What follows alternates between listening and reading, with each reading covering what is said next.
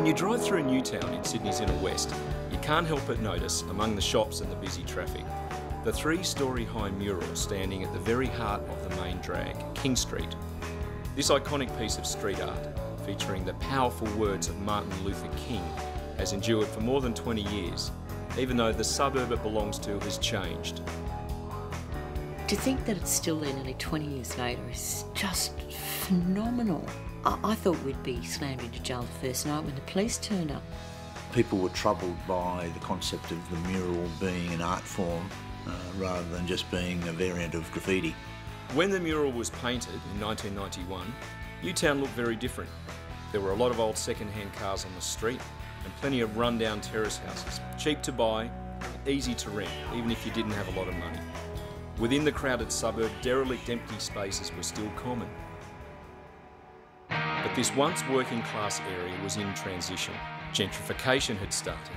Many of the old-timers were still around, but the Greek milk bars were slowly being replaced by fashionable cafes. Newtown was a magnet for a colourful range of subcultures, and it felt like the sort of place where anything could happen.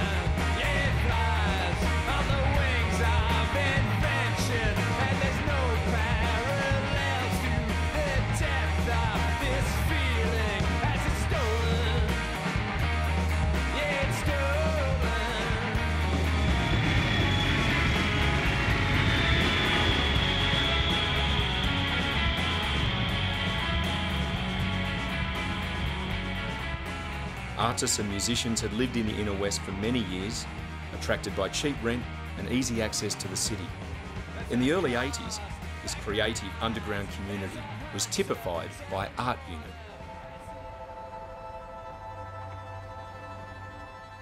We didn't call it a gallery, we called it a facility. Art Unit was an artist-run initiative founded by Juilee Pryor and Robert McDonald. It was a hybrid space that provided access to a broad range of arts practice and survived with virtually no support from funding bodies. The idea was that artists, given the means to produce their own dialogue, their own propaganda, their own art, do a great job of it. They don't need to be managed, they'll do it themselves. Extraordinary things happened there. Nothing was off limits, everything was allowed. Theatre, bands, art. And for the next 3 years, it was full on.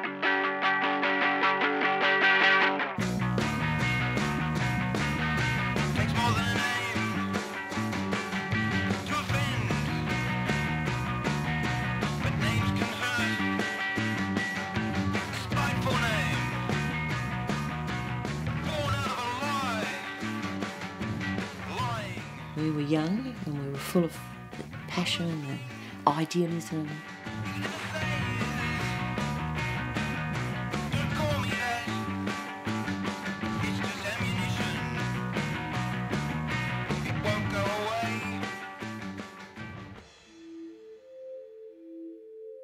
Time goes on.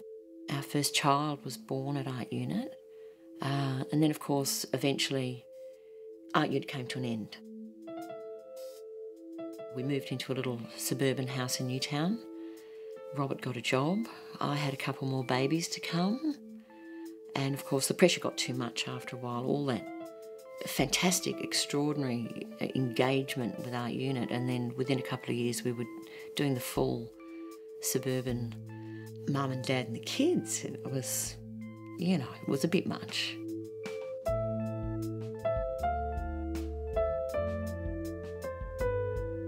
He wanted me to give up my dreams. He wanted me to become ordinary. I couldn't do that. Robert didn't really cope well with that transition and eventually had a nervous breakdown, and he went away. I was a single mum, I had the little kids, I was on the pension, you know, living on dust, trying to maintain my dreams of relevance as an artist.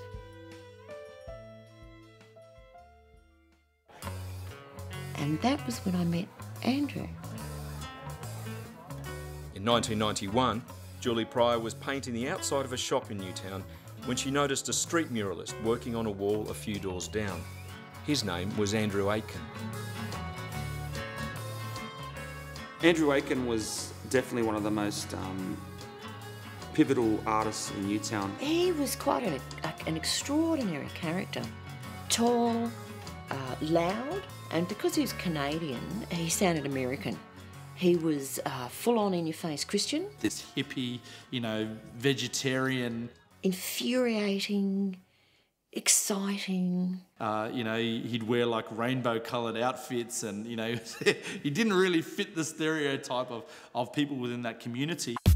Evan and Matthew Pete currently run a hip-hop church service in Sydney's southwest, but back in the 80s, they were involved in street gangs in the Newtown area, and that was where they met Andrew. There were these paintings that just started arriving in Newtown. And, you know, we were graffiti artists and we were, you know, doing trains and walls and all that sort of stuff. And he just did these paintings with spray paint, but they were like these landmark, you know, paintings. And we're like, where are these paintings come from? Who is this guy? There was something unique about this guy that, you know, he wasn't intimidated by us, he wasn't scared. You know, lots of people were intimidated by us at the time because we kind of dressed, you know, pretty mean. But he was, you know, just really open and welcoming and wanting to engage with us and wanting to paint with us. He wasn't a pure graffiti artist as such. He was an artist that used spray paint. What influences do you get your inspiration from? I love hip-hop aerosol art, I love graffiti art, and I've tried to incorporate elements of like popular iconography, like say the Cat in the Hat, with graffiti pieces as a way of kind of fostering public appreciation for the art form, which I believe it has to a large extent. Me, I'm more like a sign writer, and I like to get my art out of the newspaper. I like to find clippings in today's paper. I like to look for images that just come to me in the course of my daily events like they would to the average man. You know, I like to do art that's on the level of the average man and on the average woman that's walking down the street. Because he was from a sign writing background as well, so it taught us about preparing a wall, just different techniques for upscaling murals, and to this day I'm still doing large murals because of the stuff that he sort of instilled in me in the late 80s. Andrew had many collaborators, but his partnership with Julie produced works with a distinct style. His passionate Christian beliefs were matched by Julie's staunch atheism. They were different in a number of ways. He was a lot younger than I. I was already 35 at that stage, little kids, single mother. Not your stereotypical street artist, that's for sure. But I think he was equally intrigued by my grasp on fine arts and my understanding of what art is and the power it has and how it can speak. For whatever our differences, and they were great, there was an energy between us that created this phenomenal centre in which amazing things could happen. We started to put classic Renaissance artworks onto walls, and not just little tags or throw-ups, but 2-storey buildings, 3-storey buildings. So it was so different, so radical, and the scale was so huge. Most of these murals were painted in the middle of the night, without permission from the building owners or from council.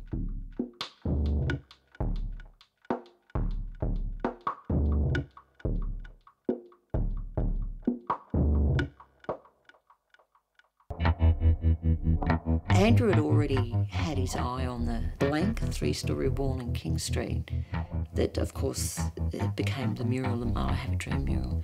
When you work as a street artist or a muralist, what you're looking for is a length of view. So how many people will go past it? How can you see it from a distance? You know, having seen the wall and decided that it was the one, nothing could stop us.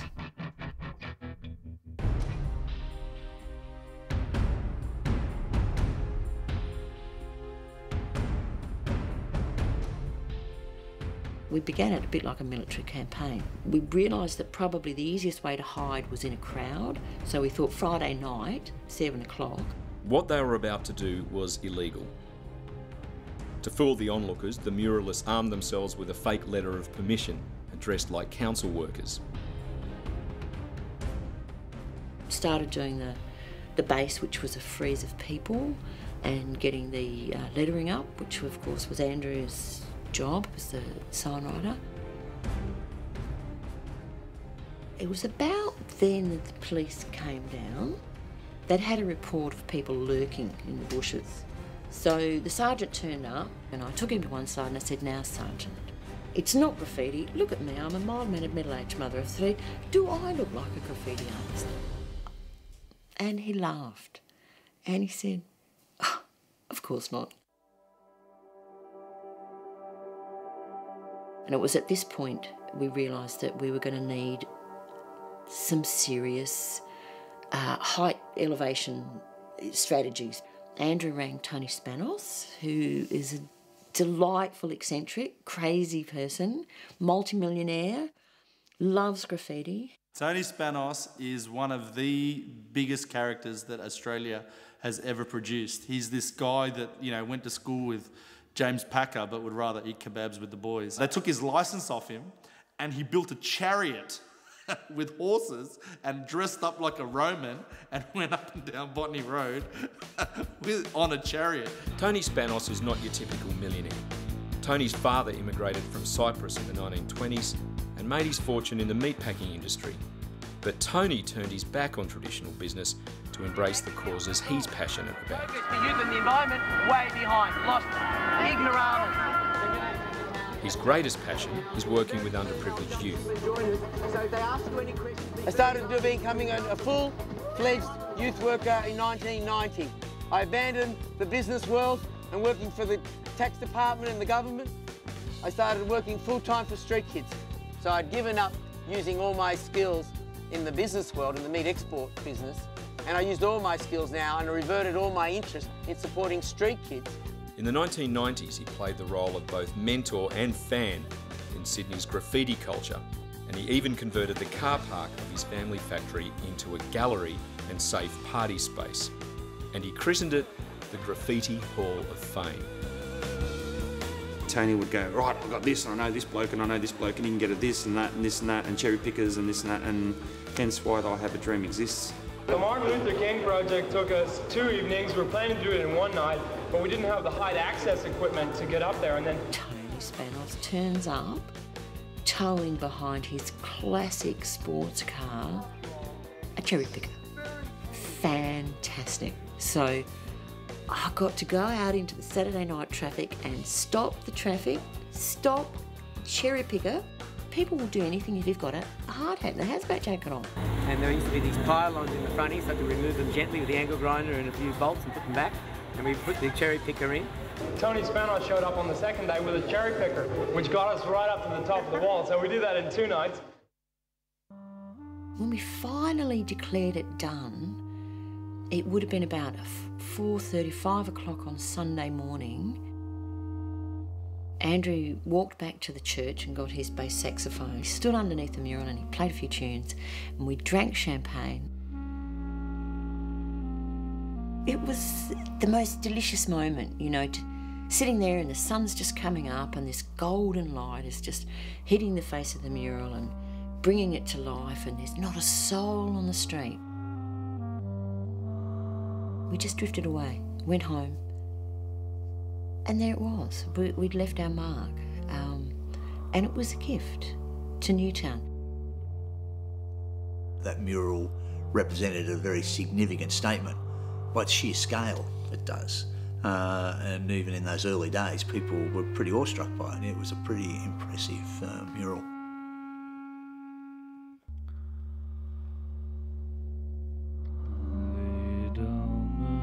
Martin Luther King's great message was you could be gay, or you could be black, or you could be poor, or you could be a young mother. You were free to be whoever you were. That was how we individually and collectively saw Newtown, as this place of great tolerance. The mural's base, reflecting the diversity of the Newtown community, was damaged by tagging and repaired several times. Finally, sick of the vandalism, Andrew painted in the Aboriginal flag. Well, what's your social message that you're trying to get through on in the murals? predominantly it's the message of positivity. And so much of what is accepted in modern art and contemporary art, it's like you got to be negative and depressing to be an artist. And I think that it's an artist's job to bring light into the world, you know, make it a better place to live. But I also knew that deep down inside Andrew, there's something seriously wrong with him. In 1990, a year before painting the Martin Luther King mural, Andrew moved to London for a brief time. What happened to him there would change his life forever. When it came out, I was so shocked, but I was not even slightly surprised because it was in him. He was becoming a little bit more introverted and was obviously sort of struggling with something in himself. He was only in his very early 20s. He'd been living in a squat in Hackney. He'd sort of tribally, you know, claimed this particular space, and another person then sort of moved in on him, and this other person was much older, alcoholic, stroppy. Brought this person home that he probably felt sorry for, that was like a derelict on the street, and he decided he would paint everything out black, and painted the windows out black, the walls out black, and everything that Andrew had made colourful was destroyed. Andrew and Lawrence McDonough fought over ownership of the squat. Where the guy came home really drunk one night, an argument started, something terrible happened.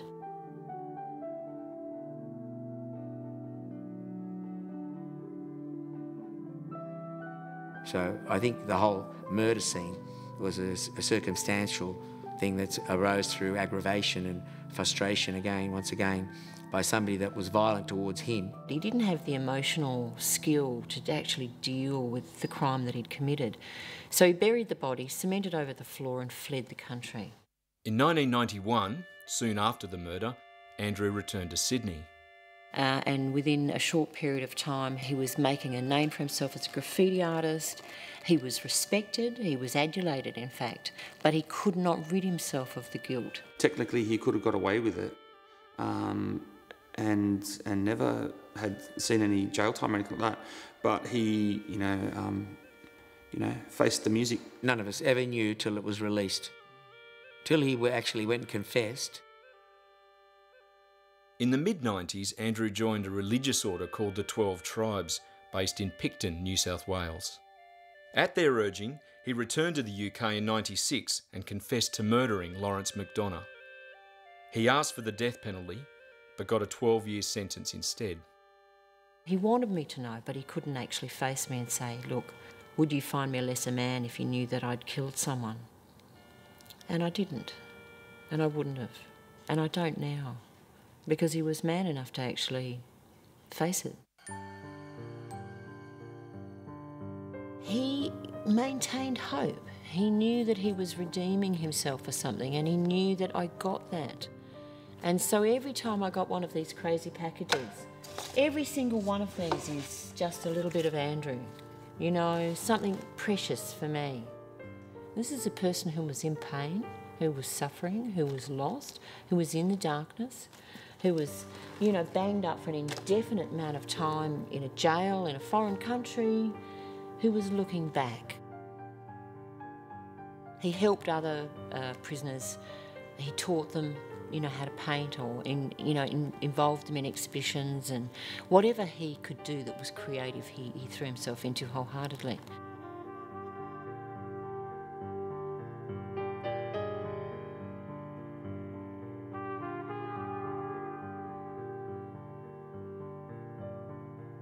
He did his time. He was a good prisoner.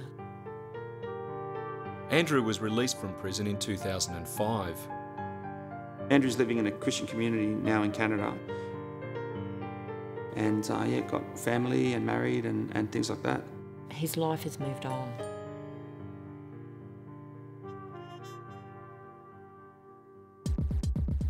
This mural has been there for 20 years, and as such, I think it's created its own case for protection now.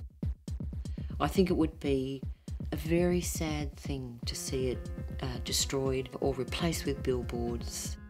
In 1994, Telstra put forward a development that threatened the mural.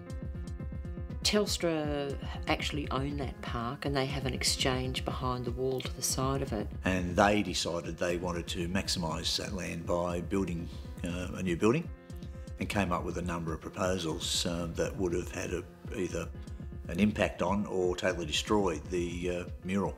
There was quite a large petition collected in favour of keeping the mural, as well as direct lobbying of councillors and I assume also of Telstra. It went to a vote on the council, and the council's decision was to retain what had become known as the park. So by definition it meant the mural argument had been won. In 2011, there was a new threat when a ticket booth in the park near the mural caught fire. The fire was so hot from all the plastic and all the stuff that was in the booth that it just ripped out a whole shred of the wall. It was dreadful. The boys were fantastic. Tony just drove into the park, as he does, because he's the king of the world. And here comes Tony right now with more gear in the ute. It's gone along pretty well actually. I mean, it's a very old wall, it's very wet. A lot of the render wants to ball up and fall off a bit, but as long as I keep persisting, smacking it in, smoothing it off, we'll have a nice good surface to start repairing this mural back up again, get it in its former glory. I'm happy that Julie rang me to come and restore the mural because it gives me a bit of wealth and feeling good. That's something we did 20 years ago. I sponsored this 20 years ago with Andrew and Julie. I got to participate in painting a little bit of the planet Earth, so I had a bit of fun, and I'm not an artist, but I like to sponsor the arts and like to make sure young people get to express themselves legally. And every night this week we're going to be coming and painting it till it's finished and beautiful.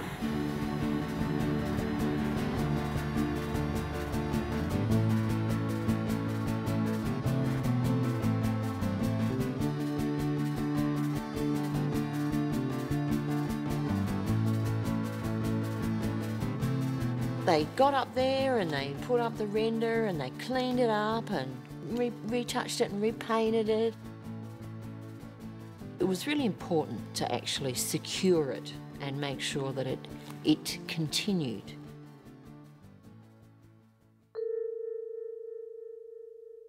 Julie still lives in Sydney and continues her visual arts practice, mainly in photography.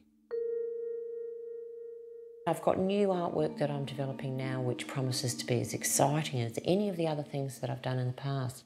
I've always been so fascinated by photography.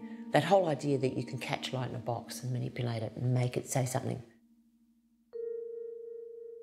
In the end, I've risked failure and I've risked the opprobrium of my own family to do what I feel is important in my own life.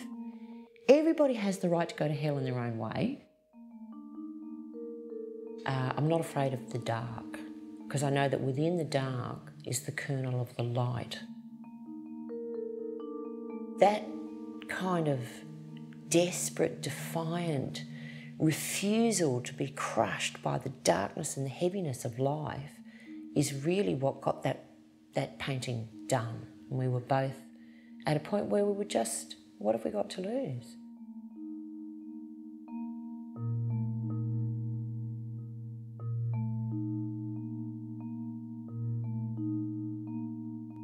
The Martin Luther King mural is the last remaining big mural from that particular time when there were all the way up Erskineville Road, you know, terrace after terrace after terrace. You know, there was Marsha Brady Gets a Gun, the Mother and Child, the Head of St Anne. There was Miles Davis on the Wings of a Song. All those murals are gone.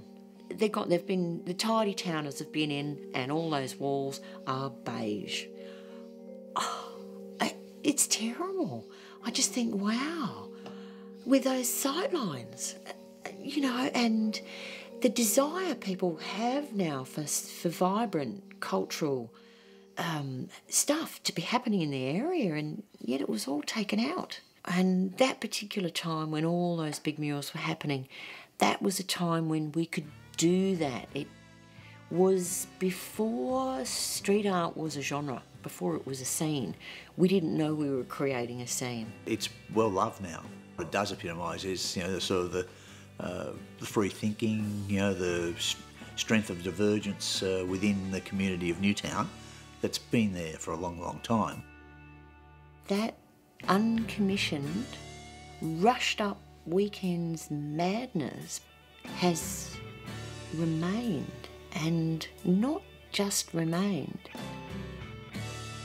It's an important part of the social fabric and people love it.